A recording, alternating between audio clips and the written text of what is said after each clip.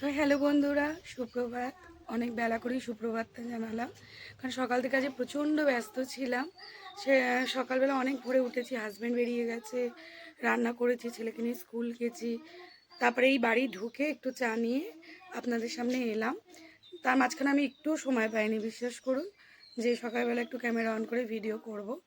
তো এই এখন রোদ্দুরকে একটু জিরোতে দিয়েছি, এত রোদ বাইরে, মানে এখন মনে হয় 10:30 পৌনে 11টা বাজে, মানে হেঁটে আসতে পারছি না, এত রোদ এখনই।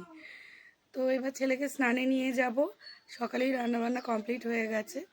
তো চলুন আপনাদের দেখায় যে কি রান্না করেছি। পাতলা মাছের ঝোল, মুসুরির ডাল, আর রয়েছে উচ্ছে ভাজা, বেগুন ভাজা আর থোড় ভাজা।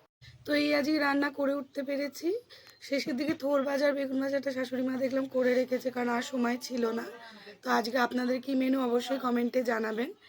ভালো থাকবেন, সুস্থ থাকবেন।